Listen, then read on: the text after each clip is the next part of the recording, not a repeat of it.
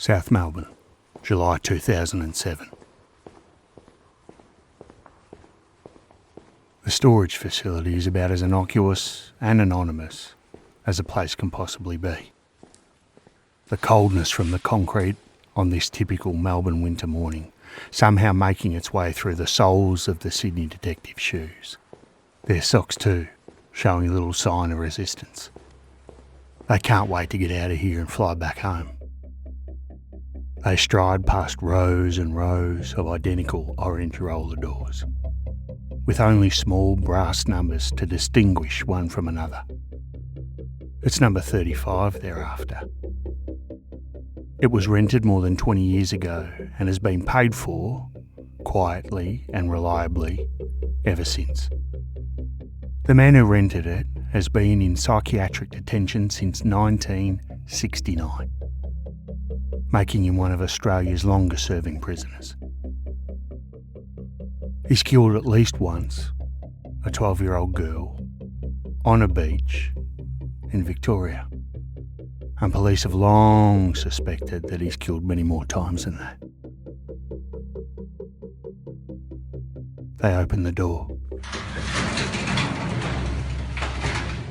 Inside number 35, coincidentally, perhaps a bit eerily, are 35 boxes. The detectives get to work, opening them one by one. Inside they find diaries, years of them, handwritten, their pages dense with violent fantasy. There's drawings, newspaper clippings about child abductions and sex crimes. There's maps with locations marked. And then in one of the boxes, something that stops the detective cold. A pornographic cartoon, hand-drawn, and across the top of it in careful handwriting a single word. Wanda. Beneath it in the same box on a separate sheet, a street map. The detectives look at it for a moment, then one of them recognises the suburb. West Ryde. The suburb where Marianne Schmidt and Christine Sharrock had lived, where they had caught the train on the morning of January the 11th, 1965. Where their families were still waiting, 42 years later, for an answer. Truth.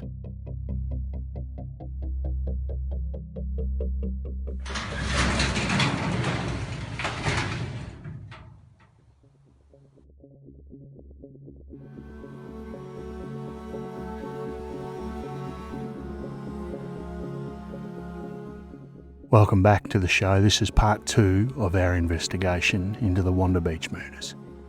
The 1965 killings of 15-year-old best friends, Marianne Schmidt and Christine Sharrock, in the sandhills behind Cronulla's Wanda Beach. If you haven't heard part 1, I'd recommend starting there. It tells the story of the day itself, the 4 younger children left waiting in the wind, the mysterious boy with the blue towel, and a drag mark in the sand. This episode is about what came after 6 decades of investigation. 3 credible suspects. DNA evidence that materialised after 47 years and then, 2 years later, vanished. And it's about the families who are still waiting.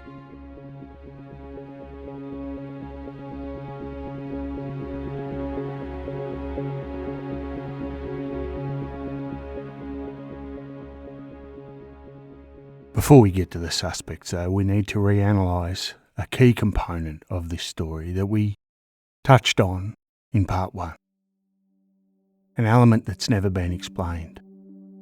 Something that I believe sits at the centre of this case like a locked room that nobody's ever managed to open. Christine Sharrock, for a small period of time, left the group. As you remember from part 1, while the 6 of them were sheltering among the rocks at the southern end of Cronulla Beach, after Marianne had taken Wolfgang for his swim, after the picnic was laid out, Christine stood up and walked away. She didn't say where she was going, at least not within earshot of the youngsters, and she was gone for an unknown period of time. When she came back, nobody asked her where she'd been, or if they did, no account of her answer was ever recorded. Importantly, the autopsy told investigators what the younger children couldn't. Christine had eaten food that wasn't part of this group's picnic. Something containing cabbage and celery, most likely a Chico roll from one of the beachfront kiosks. In addition, her blood alcohol content registered at 0.015. A modest amount, definitely. The equivalent of perhaps one beer, maybe just a few swigs. But it was measurable, it was present, and it is unexplained. We can only assume that someone bought Christine Sharrock a drink, or gave her some of theirs.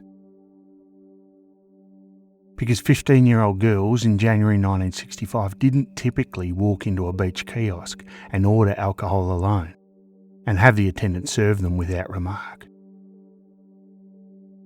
The more likely reading is that she was with someone older, or at least someone whose presence made the transaction unremarkable. Someone who sat with her long enough for her to eat and drink before she came back to the group. And that person, even with a huge amount of interest and media presence in this case, has never been identified. They've never come forward. In 60 years of investigation and 16,000 interviews, nobody has ever come out and said, "I was with Christine Sharrock on the afternoon of January the 11th, and here's what happened." No innocent explanation of those things being in her system has ever come to light. And you'll also remember that later that afternoon, after the group had walked north and the younger children had stopped to shelter behind a sandhill 400 metres from the Wanda Surf Club, Marianne told the children she and Christine were going back south to collect the bags. And then, inexplicably, the girls turned north, walking further into the dunes, away from the bags, away from the children, away from the beach. Even when Peter had pointed out this mistake, yelling out, "You're going the wrong way," Marianne simply turned, looked over her shoulder, and laughed. But they kept moving. Dennis Dostine, a local fireman walking in the area with his son, was the last named person to see them alive. He saw them at roughly 12:45, moving quickly, somewhere between 730 and 800 metres north of the surf club. They appeared to him to be in a hurry, and one of the girls, he couldn't say which, kept looking back over her shoulder, repeatedly. The way you do when you're checking whether you've been followed. Were they worried that the little children were following after them? Were they going to do something or meet someone that they didn't want the youngsters to see? Or were they scared, worried about who might be following them up the beach? Several ways to read that image, and 60 years on, we still don't know which reading's correct. But it feels important.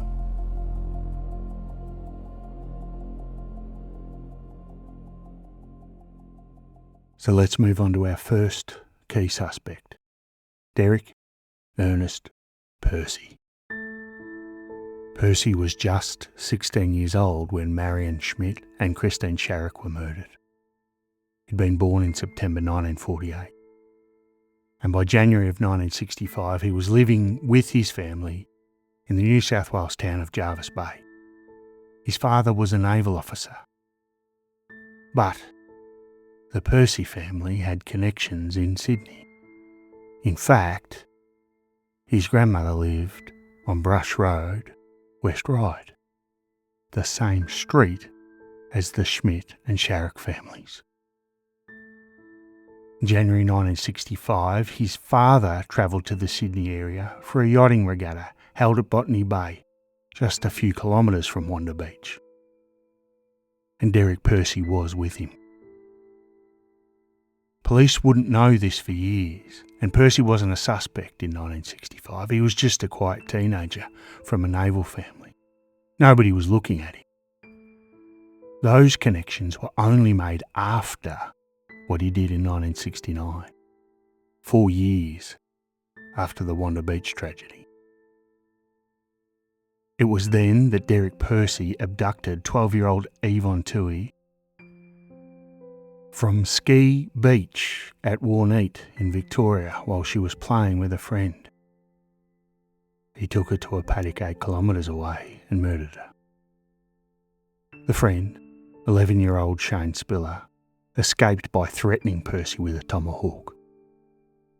Police arrested Percy hours later at the Cerberus Naval Base, where Percy was washing blood from his clothing. At his trial in 1970, the jury found him not guilty by reasoning of insanity. He was detained indefinitely at Her Majesty's pleasure. He would remain in custody for the rest of his life, 44 years in total, making him Australia's longest serving prisoner. He died in 2013 of lung cancer without ever having been released. In the years after his arrest, Percy's name began appearing in connection with a series of unsolved child murders across 2 states. There was 7-year-old Linda Stillwell, who vanished from St Kilda in 1968. Simon Brooke, 4 years old, taken from Fairy Meadow in 1968. And the Beaumont children, who disappeared from Glenelg Beach in South Australia in 1966. A case that we've covered previously here on Struth. A coroner ruled posthumously in 2014 that Percy had indeed abducted and killed Linda Stillwell. The other cases remain officially open.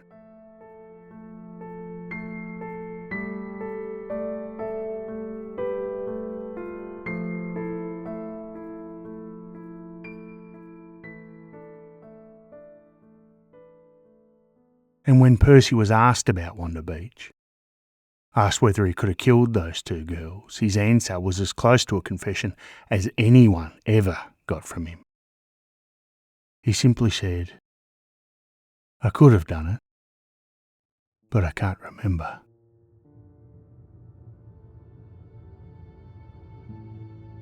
It's the kind of answer that tells investigators exactly nothing they can use and everything they need to understand about who they're dealing with. In 2004, police established Operation Heats, a multi-jurisdictional cold case task force specifically investigating Percy's suspected involvement in this series of unsolved child murders. They obtained permission to examine the storage unit we took a walk through at the start of this episode. Percy had been renting Unit 35 in the South Melbourne complex for more than 2 decades. And what they found, in July 2007 when they finally opened it, would impact the Wanda Beach investigation for the remainder of Percy's life. 35 boxes. There were diaries. Page after page of handwritten, violent fantasy, detailed and specific. The kind of writing that's impossible to read with any level of detachment. There were newspaper clippings too, about a wide variety of child abductions and sex crimes, carefully cut and kept. There were drawings, and there were maps marked with locations that corresponded to crime scenes across New South Wales and Victoria. And there was that pornographic cartoon with the word Wanda written across it in careful handwriting. And beneath it, the street map of West Ryde, near the railway station where Marianne and Christine had caught their train. Like we said though, his grandmother did live on the same street as the 2 girls. So this could well have been part of a larger coincidence. There was also a short piece of fiction, a story handwritten by Percy about killing 2 girls at a beach called Barnsley, a location in coastal New South Wales. And there was also detail in his diaries that made investigators very still when they found it. Percy had written about forcing a victim to consume alcohol before an attack. Christine Sharrock's autopsy had registered a blood alcohol content. DNA was eventually obtained from Percy before his death in 2013. A comparison with Wanda Beach evidence, semen samples taken from 1965, and some weak male DNA profile extracted from Christine Shorts in 2012, has never been publicly disclosed. New South Wales Police have never confirmed whether Percy was included or excluded based on a comparison of those samples to his DNA. He died on July 17, 2013 of lung cancer, and he took whatever he knew with him. And speaking of that semen sample, in July 2014, New South Wales Police made contact with the Schmidt family. The sample taken from Marianne's body, recovered from the crime scene in 1965, held for 49 years, was gone. Police had searched. They'd conducted what was described as an extensive search, and it couldn't be located. In 2017, the Daily Telegraph published an investigation revealing that evidence from more than 50 unsolved New South Wales homicide cases had gone missing or been discarded over decades of storage. So Wanda Beach wasn't alone. There were 50 families, 50 cases, 50 sets of questions that could now never be answered by the evidence that had once been there. Hans Schmidt, who had been 13 years old when his sister was killed, who'd been shown photographs of her body by police investigators, who'd spent more than half a century carrying that weight, said at that point that he no longer believed the case would ever be solved. "Find the guy," he told a journalist, "and I'll pull the trapdoor myself." However, the weak DNA sample from Christine Shorts, the one remaining thread, still exists. As of today, it's never been matched. It remains on the file waiting, as this entire case has always waited for something to move.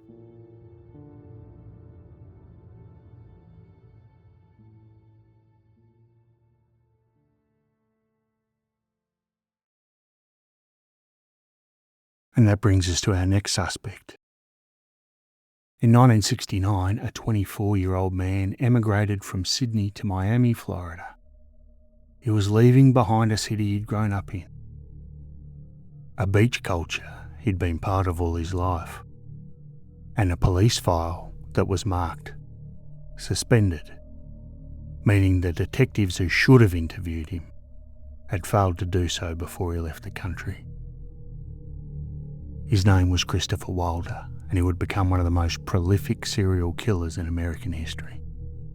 But Wilder was born in Sydney in 1945, and by January 1965, when Marianne Schmidt and Christine Sharrock were murdered, he was 19 years old and living on Sydney's northern beaches. He was the kind of young man who spent his weekends on the beach, tanned and comfortable near the water. He also had a conviction from a 1963 gang rape of a 13-year-old girl at a quarry near Freshwater Beach. That conviction and his proximity to Wanda on the day of the murders was enough for detectives to put his name in the file as a person of interest. So let's think about what we know of Christine's absence, the one I highlighted at the start of this episode. Someone sat with a 15-year-old girl long enough for her to eat a meal and consume a drink. Someone who, to her at least, didn't seem threatening. Not just to Christine, but not to anyone watching. Someone who perhaps presented himself as friendly, safe. The kind of person you'd accept a drink from on a beach on a hot January day. Christopher Wilder's established pattern, both in Australia and later in America, fit this profile perfectly. He approached young women. He was personable, good-looking, easy in the company of strangers. He often offered them things, a drink, a meal, a modelling contract was one of the things that he kept going back to time and time again with his victim. If anyone could have sat with Christine during her absence and seemed like nothing to worry about, Wilder fixed that picture. And let's hypothesise for just a moment. What if he organised with Christine to meet her further north in the dunes at a specific time later that afternoon? All of a sudden, the evidence given by Dennis Dostine, the young girls moving quickly, continuing to look over their shoulder, maybe they were hurrying, maybe they felt as though they were late for some pre-planned appointment to meet someone further north on the beach. It paints a very different picture. A picture that lines up quite carefully with Christopher Wilder's MO. When Wilder married in 1968, his wife left him after a single week. She told police why. She raised her concerns about his violent nature and his potential connection to the Wanda Beach murders specifically. He was on their persons of interest list. The police took 9 months to follow up, and by the time they did, Wilder was gone. In America. Out of reach. His file was marked suspended. In 1982, Wilder returned to Australia to visit his parents, and while he was here, he was charged with sexual offences against 2 15-year-old girls he'd lured from Manly Beach. He fled back to the United States before the matter could proceed. In early 1984, over the course of 6 weeks, he abducted and murdered 8 women across 16 American states before dying in a confrontation with police in New Hampshire on April the 13th. Retired Detective Inspector Ian Waterson, who led the Wanda Beach cold case investigation, was asked point blank who he believed was responsible, and he didn't hesitate. In my mind, he said, it would have to be Christopher Wilder, because there are so many signs pointing to this man. His sexual deviancy, his propensity for violence, his presence in Sydney at the time, and his habit of hanging around beaches and luring young girls. The Schmidt family was never told about Wilder during the original investigation. They were shown the police documents for the first time during a Channel 7 Sunday night report in 2018. Marianne's younger brother Bert watched it unfold on the screen. The file, his sister's name on it, Wilder's name beside it, the 9-month delay, the suspended notation. And he said what many people watching were thinking. That's crap. What did the cops do? Christopher Wilder is dead. He can't be interviewed, charged or tried. The question of whether he murdered 2 15-year-old girls in the Sydney sand dune in January 1965 will never be settled in a courtroom. Ian Waterson, a man who spent more time perhaps than anyone thinking about this case, believes it was him. Although other investigators are less certain, the file, according to them, remains open.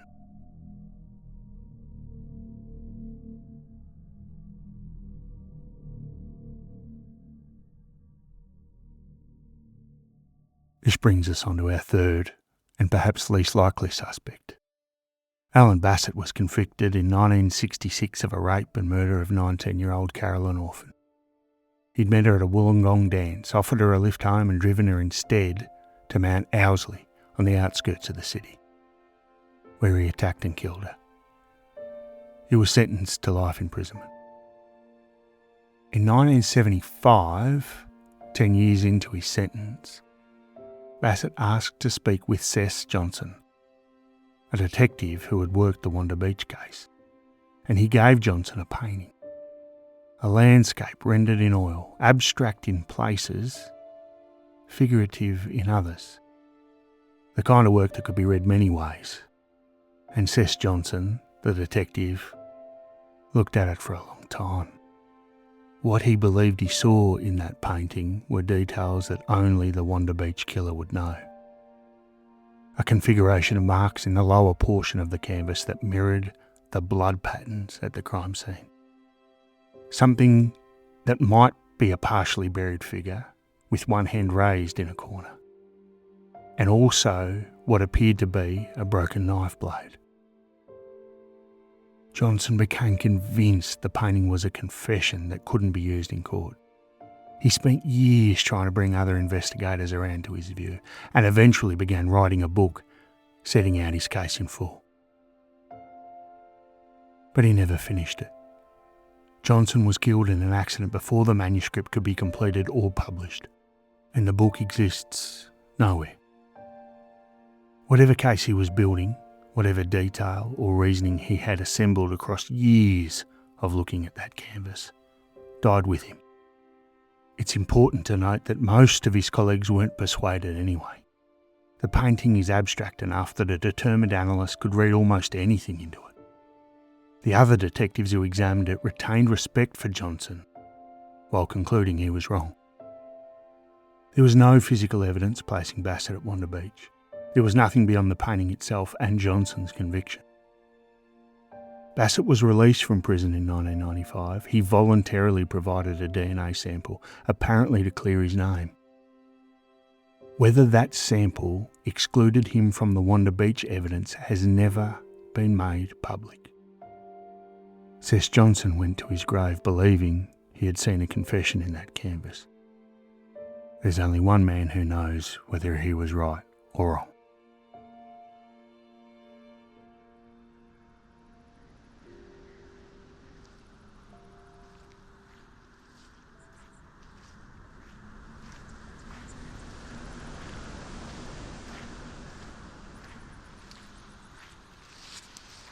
So to me, we keep coming back to one moment.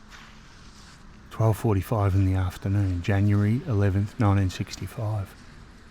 Dennis Dostein's walking through the Wanda Sandhills with his son, and he sees the two girls moving quickly through the dunes. One of them keeps turning to look back over her shoulder. That image, that backwards glance, what did it mean? Investigators have often thought that it read as fear. Two girls becoming aware of danger too late, already being followed, already hunted. And perhaps that's right. Maybe they were just looking over their shoulder, worried that the younger children were following along the beach. Worrying that they were going somewhere to meet someone that they didn't want the little ones to know about.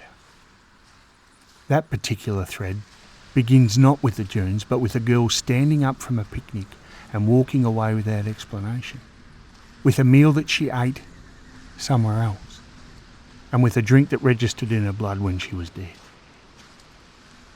with a specific, deliberate act of telling four younger children you're going south and then walking north.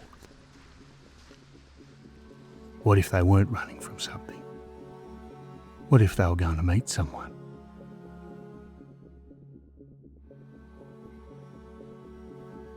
A $20,000 reward still stands. The New South Wales Unsolved Homicide Unit is still active. So if you were at Cronulla Beach, or indeed at Wanda Beach on the 11th of January 1965, if you sat with a 15-year-old girl and gave her something to eat and drink, or if you know who did, the number is 1800 333 000. The sand dunes are mostly gone now. Houses stand where they once shifted in the southerly. But it's never too late for the truth.